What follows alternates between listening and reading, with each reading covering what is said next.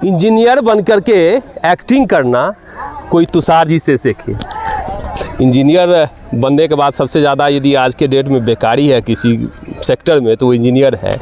Marketing में भी चले जाते हैं, एक्टिंग में बहुत कम आते हैं। इंजीनियर बन के एक्टिंग करने में कैसे मन लगता है? मैं ये कहना चाहूँगा कि ऐसा नहीं है कि मैंने इंजीनियर बन के एक्टिंग बनने को चुना है। मेरी इंजीनियरिंग की पेशा अभी तक जारी है।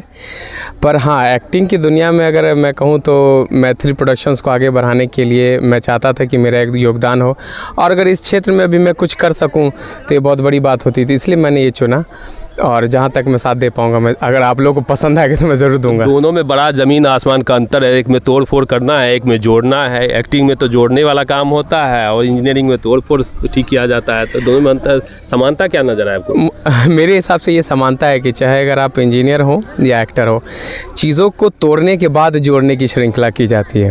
एक में तोड़े, एक में जोड़े। हाँ, एक में तोड़े और एक में जोड़े, तो आप जोड़ने की भी श्रृंखला जो एक क्रम है, आप इंजीनियरिंग से ही सीखते हैं। तो मैंने यहाँ से ये भी सीखा है, और एक्टिंग की दुनिया में आके मैंने ये सीखा है कि जब बहुत सारे लोग, बहुत सारी बड़ी यूनिट होती है तो उसको कैसे एक साथ जोड़ के रखते हैं, तो कहीं ना कहीं समानता है। फिल्मी बैकग्राउंड से है, परिवार यही शुरुआत से ही बड़ा रहा है फिल्मी प्रोडक्शन कंपनी में, लेकिन लगा कि पढ़ाई करना चाहिए आपको ज़रूरी, या शुरू से ही रुचि था कि हम बड़े होंगे तो पढ़ लिख के भी हम एक्टिंग ही करेंगे? नहीं, ऐसा नहीं था। पढ़ाई बहुत ज़रूरी है, क्योंकि मेरे हिसाब से बिना पढ़ाई के अगर आप एक अपने विद्वता को अगर उस लेवल पर नहीं पहुंचाते हैं तो आप शायद लाइफ में कोई से भी प्रोफेशन चुने, एक उसको अच्छे लेवल पर नहीं ले जा सकते आज की दुनिया में। इसलिए पढ़ाई ज़रूरी है। पहले पढ़ाई ख़त्म करते हैं, उसके बाद अगर आपको किसी भी फील्ड में कुछ भी करना होगा आपके लिए सहज हो जाएगा, रास्ते सहज हो जाते हैं। तो आप शुरू से सोच के चले थे कि हमको एक्टर बनना है? नहीं, ऐसा मैंने शुरू से सोच के नहीं चला था, पर मुझे ये पता था कि मेरा परिवार मैथिली परंपरा संस्कृति के लिए अपना रुझान शुरू से रख रखा है, और मेरी भी परवरिश और जो है सो ऐसी ही हुई है। तो मैंने ये सोच रखा था कि हाँ, अगर कुछ कभी अपनी संस्कृति के लिए करने का मौका मिलेगा और मैथिली के लिए तो मैं ज़रूर करूँगा। इसलिए जैसे विद्यापति पर्व समारोह और भी कोई बहुत सारे प्रोग्राम होते हैं जहाँ पे हम लोग मिथिला को एक भारतीय लेवल पर जो रिप्रेजेंट करते हैं, वहाँ मैंने भी बहुत सारे अपने जानकी मैथिली पुस्तक केंद्र की किताबों को प्रदर्शित किया है। तो वहाँ से मुझे बहुत कुछ सीखने को मिला। तो आज एक मौका मिला एक्टिंग के ज़रिए इसको दिखाने का, तो हाँ, मैं इसमें हूँ। नहीं, पिताजी तो पॉजिटिव थे, लेकिन माँ सुनते हैं नेगेटिव थी बहुत ज़्यादा। इस सब एक्टिंग के पीछे नहीं सपोर्टिव थी? नहीं, ऐसा नहीं है। ये आपको मैं बताना चाहूँगा, मेरे नाना जी तो थे, वो फिल्म जो है सो डिस्ट्रीब्यूटर थे, बहुत बड़े बॉलीवुड मूवीज़ को उन्होंने डिस्ट्रीब्यूट किया है। तो उनके संस्कार मेरी माँ में है और वही मेरे अंदर। तो मैं कहूँगा कि मेरा पूरा फैमिली बैकग्राउंड, चाहे मेरा ननिहाल हो या मेरा दादी का घर हो, दोनों जो है सो एक तरह से एक्टिंग के लिए हाँ फिल्मी है, और मैथिली को लेकर सपोर्टिव है। ऐसा नहीं है कि मैं हिंदी में कोई नाटक सोचता हूँ या करता हूँ। मौका मिलेगा, अगर ऐसी ज़रूरत होगी तो मैं ज़रूर करूँगा, पर हाँ, मैथिली है तो सबसे पहले ये इसको मैं प्रायोरिटी देता हूँ। अच्छा, ये जो फिल्म बन रही है, होम प्रोडक्शन आपकी फिल्म है, क्या बने, क्या रोल है आपका? मेरा इसमें किरदार विद्यापति का है, और यही किरदार मैं बहुत टाइम से करते ही आ रहा हूँ। इसलिए नहीं कि मैं नाटक में, मैं इसलिए करता आ रहा हूँ क्योंकि विद्यापति के किताबों को लोगों तक पहुँचाते उनको पढ़ते मुझे नहीं पता कि किस समय में ये किरदार मेरे अंदर आ गया, तो शायद मुझे चुना गया, तो मैं सौभाग्यशाली हूँ। अच्छा, विद्यापति मिथिला के ऐसे किरदार हैं जिनको हर घर में गाया जाता है, बड़ा कॉमन नाम है। तो नहीं लगा कि एक कॉमन चीज़ को फिल्म बना रहे हैं तो बड़ा कॉमन हो जाएगा, बहुत ज़्यादा इंपॉर्टेंट लोग देंगे नहीं? ये हमारी संस्कृति को जोड़ के रखने वाले एक बहुत अहम जो किरदार कह सकते हैं मैथिली में। मुझे लगता है कि आदि मैथिली विद्यापति से शुरू होती है और विद्यापति पे ख़त्म होती है। तो ये कॉमन ज़रूर है, पर ये मास में बहुत लोगों पे है, तो इनका असर बहुत लोगों पे। इसलिए मैं कहूँगा कि मैंने इसको, अगर मुझे मौका मिला तो मैंने इसे चुना, तो हाँ, मुझे ये पसंद आया, और मैं अगर इसको कितना निभा पाता हूँ ये तो आप लोग बताएंगे। अच्छा, विद्यापति के बारे में इससे पहले कितना जानते थे और अब कितना जानते हैं?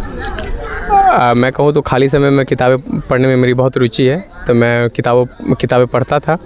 मुझे भी पता है कि जब मैंने बीपीएससी और यूपीएससी के सिलेबस में भी विद्यापति का एक बहुत बड़ा जो है सो रोल है, बहुत बड़ा उनका एक, समझिए कि एक सिलेबस ही है।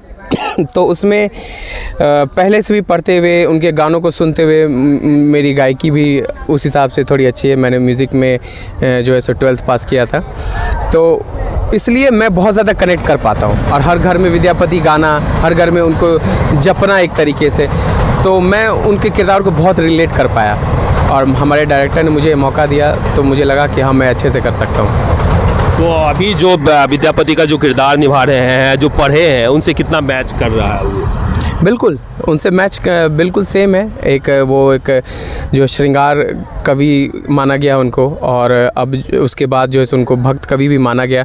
तो श्रृंगार से भक्त कवि का जो एक सफ़र है, या वो कितना प्रतिशत श्रृंगार है और कितना प्रतिशत भक्त कवि थे वो, या वो एग्जैक्टली क्या थे, इस फिल्म के माध्यम से हमने दिखाने की कोशिश की है।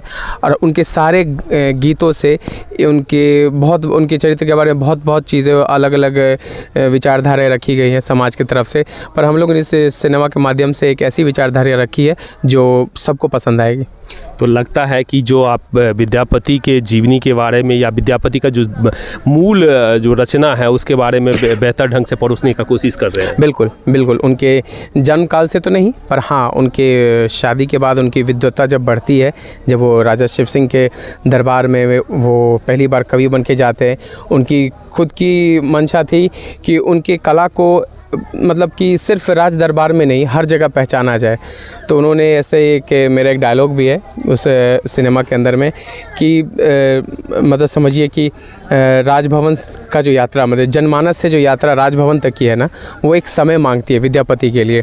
तो उसी समय को उन्होंने कैसे काटा है, कैसे उन्होंने राज दरबार में अपनी छवि बनाई है, कैसे अपनी श्रृंगारिक रचना को, अपनी भक्ति रचना को उन्होंने एक स्तंभ दिया है।